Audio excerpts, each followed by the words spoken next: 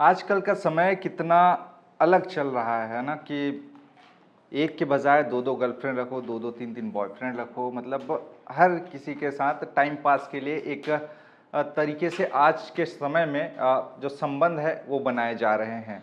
लेकिन कभी कभी इन संबंधों में प्यार इतना गहरा हो जाता है कि आप भुलाए किसी को नहीं भूल सकते। और आज जो एक कहानी मैं आपको बताता हूँ छत्तीसगढ़ के जशपुर से आया है, जहाँ पे एक नाबालिग लड़की, उसको एक युवक से प्रेम रहता है, 21 वर्षीय युवक, और वो लड़की नाबालिग थी और बेइंतहा मोहब्बत लड़की उस लड़के से करती थी। लेकिन हुआ क्या आखिर में, उसकी लाश तकरीबन 6 महीने बाद मिलता है खेत में, जहाँ पे धान लगा होता है उस युवक के। आखिरकार इस 6 महीने के दरमियान हुआ क्या था?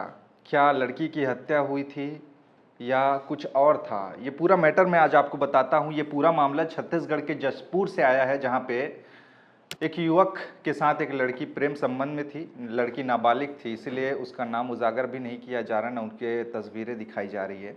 लड़के का नाम हेमंत प्रधान, ये 21 साल का लड़का और वो नाबालिग लड़की, इन दोनों के बीच में प्रेम संबंध था और लगातार फ़ोन में इन दोनों के बीच में बातचीत होता था। एक रोज़ लड़की अपने जीजा के यहाँ जाती है, जो कि दुलदुला थाना पड़ता है जशपुर ज़िले का, वहाँ पे। और एक रात रुकती है, दूसरी रात वो अपने सहेली के घर में जा रही हूँ ऐसा करके वो घर से निकल जाती है और मिलने चली जाती है अपने प्रेमी से, यानी हेमंत प्रधान से। हेमंत प्रधान का घर एक खेत के बगल में था, यानी कि उसी के खेत से लगा हुआ उसका घर था। वहाँ जाने के बाद दोनों के बीच में बातचीत होता है, लेकिन एक चीज़ को लेकर विवाद होता है। विवाद क्या था? विवाद दरअसल ये था कि लड़का किसी और लड़की से बातचीत करता था और जो उसकी प्रेमिका है, नाबालिग प्रेमिका, उसको इस बात की भनक लग जाती है कि मेरा बॉयफ्रेंड किसी और लड़की के साथ बातचीत करता है, और उसको ये बात खटकता है और वो उस लड़की को बुलाने के लिए कहता है कि आमने सामने से बात करेंगे, उस लड़की को भी बुलाओ। यानी कि वो नाबालिग लड़की और उसकी दूसरी प्रेमिका आमने सामने होती है और वहीं पर वो लड़का अपने दूसरी गर्लफ्रेंड को भी बुलाता है, यानी 3 लोग वहाँ पे रहते हैं और तीनों के बीच में वाद विवाद की स्थिति होती है। नाबालिग लड़की पूछती है कि तुम किससे प्यार करते हो, मेरे साथ रहना चाहते हो या इस लड़की के साथ में? हेमंत प्रधान कहता है कि मैं इस लड़की के साथ में। फिर उसके बाद दोनों के बीच में बात होने के बाद हेमंत प्रधान अपनी दूसरी गर्लफ्रेंड को छोड़ने चला जाता है।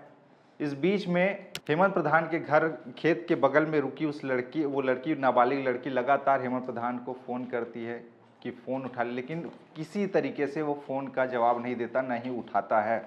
इससे आहत होकर लड़की वहीं रहती है। लेकिन हेमंत प्रधान जब कुछ देर बाद वापस लौटा तो वहाँ पर लड़की की लाश पड़ी थी और बताया जा रहा है इस पूरे मामले में कि लड़की ने आत्महत्या कर ली, यानी आहत होकर उस लड़की ने आत्महत्या कर ली कि उसका आशिक बेवफा निकल गया, बॉयफ्रेंड बेवफा निकला, इसलिए लड़की ने आत्महत्या कर ली। उसके बाद हेमंत प्रधान को ये बात समझ में नहीं आया कि वो करे तो करे क्या। उसके बाद में उसने अपने कुछ परिचित लोगों को इस बात की जानकारी दी कि उसकी गर्लफ्रेंड ने आत्महत्या कर ली, अब किया क्या जाए।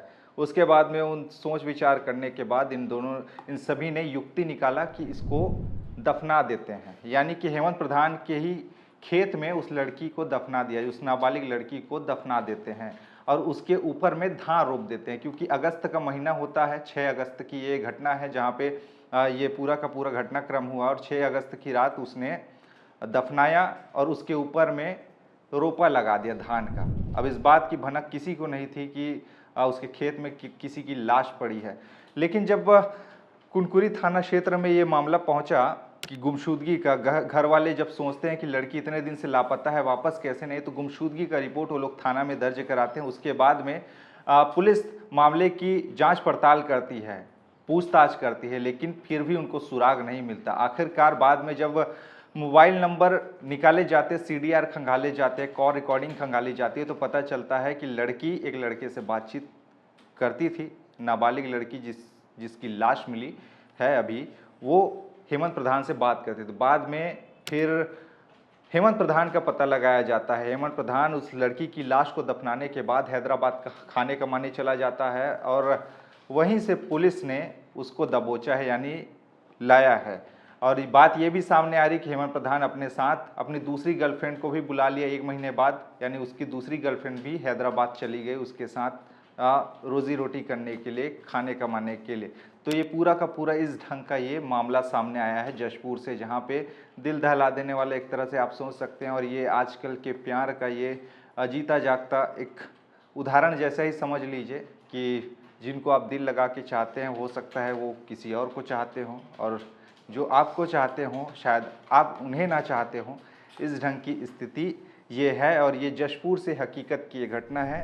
अब इस पूरे मामले में पुलिस की भी प्रतिक्रिया सामने आई है।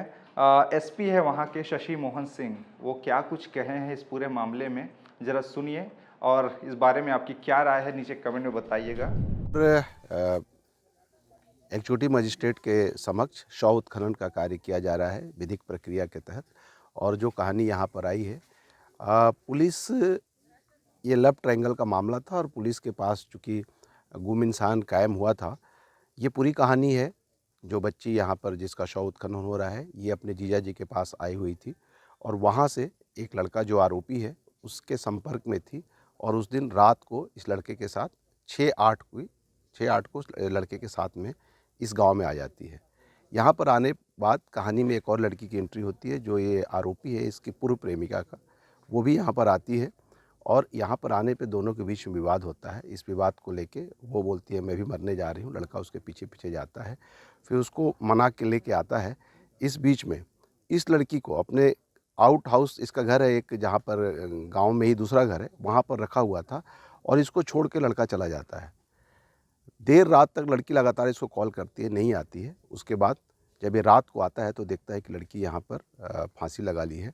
फिर ये अपने भाई को, अपनी माँ को और ये गांव के अपने एक दूर के रिश्ते के चाचा को बताता है, और उसके बाद ये लोग आते हैं डेड बॉडी को लेके और यहाँ पर गड्ढा खोद के उसको वहाँ दफना देते हैं। और चूँकि धान का समय था, उसके ऊपर रोपा लगा देते हैं ताकि किसी को पता ना चले। उसके बाद ये लड़का दूसरे दिन हैदराबाद चला जाता है।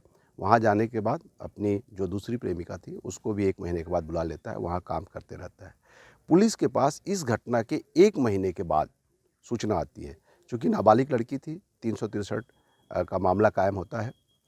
उसके बाद पुलिस अपनी जांच शुरू करती है, और लड़का अपना सभी मोबाइल वगैरह बंद करके हैदराबाद में था। घर से भी बहुत सहयोग नहीं मिल रहा था, लेकिन हम लोगों ने अंततः लड़के को ढूंढ निकाला। वहाँ पर ये पुलिस को गुमराह किया कि लड़की से हमारा सिर्फ परिचय था और उस दिन वो बस में बैठ के अंबिकापुर चली गई थी। लेकिन हम लोग यहाँ पे लाते हैं, ला के पूछताछ जब करते हैं, और अंततः लड़का टूटता है और पूरी कहानी बताता है। अभी हम लोग यहाँ पर शव उत्खनन कर रहे हैं। प्रथम दृष्टया ये इसके बताए हिसाब से ये आत्महत्या का मामला है, लेकिन इन्वेस्टिगेशन ओपन है। हो सकता है कि आगे के इन्वेस्टिगेशन में कोई और बात सामने आए, फिर उसके हिसाब से हम आगे कार्रवाई करेंगे। तो आपने पूरा कहानी सुना कि आखिर ये पूरा मामला क्या है। इस मामले में गिरफ्तारियां हुई है, लड़के की गिरफ्तारी हुई है, ये आत्महत्या की हत्या है। इस मामले में आगे की तफ्तीश चल रही है। प्रथम दृष्टया जो बात सामने आ रही है, जो आरोपी है उसके पूछताछ के बाद आत्महत्या की ही बात कबूली जा रही है। अगर इसमें हत्या का एंगल जुड़ता है तो आरोपियों पर धाराएं और लगाएंगे और उनको सलाखों के पीछे अपनी ज़िंदगी काटनी पड़ सकती है। खैर, पूरे मामले पर आपकी राय क्या है नीचे कमेंट में ज़रूर बताएं।